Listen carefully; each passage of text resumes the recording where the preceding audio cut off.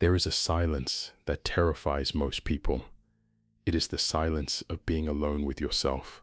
No notifications, no conversations, no distractions, just you and the contents of your own mind. Most people will do anything to avoid this silence. They fill every moment with noise. Music, podcasts, social media, television, text messages, anything to avoid the unbearable experience of sitting alone with their own thoughts. And they call this normal. They call this living. The Stoics called it slavery. Slavery to distraction. Slavery to the opinions of others. Slavery to the desperate need to be seen, heard, and validated by people who are themselves desperate to be seen, heard, and validated. There is a profound difference between being alone and being lonely, and understanding that difference will change everything about how you experience your life. Seneca drew a sharp line between loneliness and solitude. He wrote, quote, "The mind that is anxious about future events is miserable," end quote. But he also wrote something even more revealing, quote, "To be everywhere is to be nowhere," end quote. Loneliness is a feeling of lack. It says, I am not enough on my own. I need others to complete me. I need external validation to feel whole. Loneliness is painful not because you are alone, but because you believe being alone means something is wrong with you. Solitude is the opposite. Solitude says, I am complete. I choose to spend time with myself because I value my own company. I do not need constant external input to feel alive. Solitude is not the absence of people. It is the presence of self. The difference is entirely internal. Two people can sit in the same empty room. One is lonely. The other is at peace. The room has not changed. Only the story they are telling themselves about what it means to be there. We live in the most connected era in human history. You can reach anyone, anywhere, at any time. And yet, loneliness has reached epidemic proportions. Study after study confirms that people today feel more isolated, more disconnected, more alone than any previous generation. How is this possible?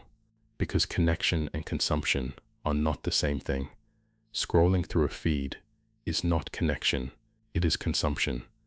Watching someone else's curated life is not intimacy, it is voyeurism. Having 500 online friends does not mean you are less alone. It means you have 500 shallow connections and possibly 0 deep ones. Marcus Aurelius ruled an empire of millions and was surrounded by people every moment of every day. And yet, his private journal, the Meditations, reveals a man who treasured his solitude above almost anything else. He wrote, quote, "Nowhere can man find a quieter or more untroubled retreat than in his own soul," end quote. He did not say in a palace. He did not say among friends. He said in his own soul. The retreat you are looking for is not somewhere else. It is inside you. And the only way to find it is to be willing to sit with yourself long enough to discover what is actually there. Epictetus taught his students that solitude was not merely tolerable, it was essential. He said, quote, "If a man has reported to you that a certain person speaks ill of you, do not make excuses about what is said of you, but answer, he was ignorant of my other faults, else he would have not mentioned these alone," end quote. This kind of humor, this kind of confidence, this kind of unshakable self-possession does not develop in crowds, it develops in silence. In the quiet hours where you confront yourself without distraction, where you examine your values, your fears, your patterns, your weaknesses, without the comfortable noise of other people's drama to hide behind. Seneca had a specific practice. He would withdraw from society regularly, not permanently, not bitterly, but deliberately. He would spend days in simple surroundings, with minimal food, minimal comfort, and minimal company. And he wrote about what he discovered during these retreats. He found that most of his anxieties were manufactured, that most of his desires were borrowed from others, that most of what he thought he needed, he did not actually need at all. Solitude stripped away the illusions, and left only what was real. There is something that happens when you spend enough time alone, something that most people never experience because they never sit still long enough. You discover who you actually are, not who you perform for others, not the version of yourself that shows up at work, at parties, on social media. The real you, the one underneath all the performances. Marcus Aurelius wrote, quote, "Look within. Within is the fountain of good, and it will ever bubble up if you will ever dig." End quote.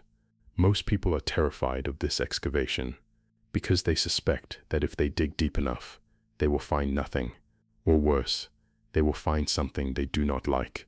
But the Stoics found the opposite.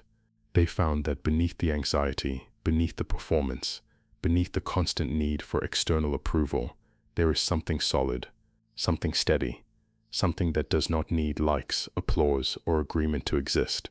This is what the Stoics called the inner citadel, the fortress within you that cannot be touched by external events, but you can only find it in silence. You can only access it through solitude. You cannot hear the voice of your own wisdom when you are drowning in the noise of everyone else's opinions. Here is the paradox that Seneca understood better than almost anyone. The person who can be alone is the person who can have the best relationships.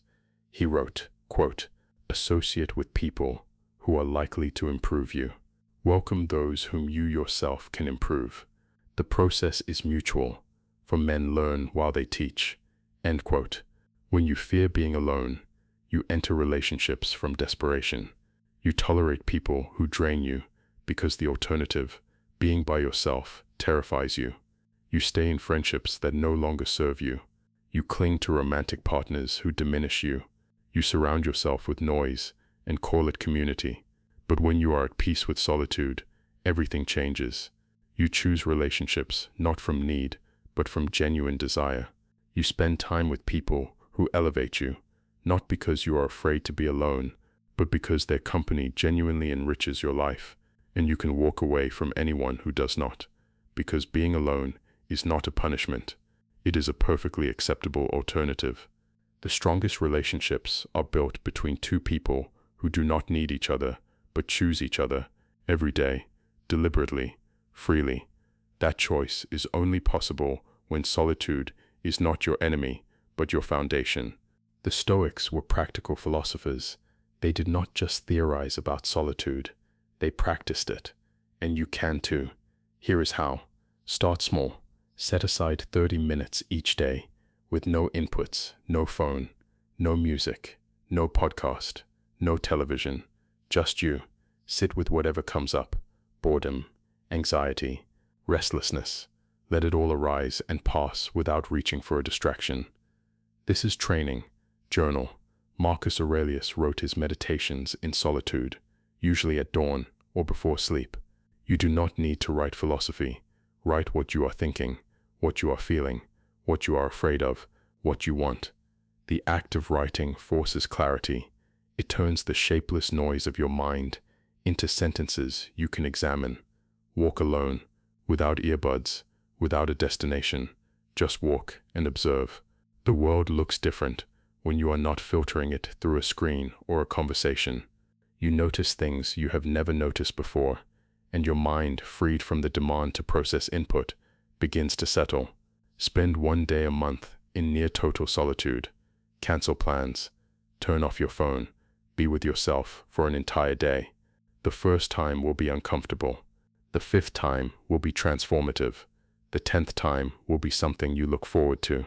Marcus Aurelius wrote, quote, "The happiness of your life depends upon the quality of your thoughts." End quote. And the quality of your thoughts depends on whether you ever give yourself the space to think clearly. Solitude is not punishment. It is not loneliness. It is not the absence of a life worth living. It is the foundation of one. Every great thinker, every great leader, every person who has ever created anything meaningful has done so not in the crowd, but in the silence, in the space between the noise. You are not broken because you are alone. You are not failing because you prefer silence to small talk. You are not missing out because you choose your own company over mindless socializing, you are finding what the Stoics found 2,000 years ago, that the quietest room in the world is also the most powerful, that the person who can sit with themselves without flinching is the person who can face anything, and that being alone is not the opposite of being connected. It is the prerequisite. The silence is not empty. It is full of answers. You just have to be brave enough to listen.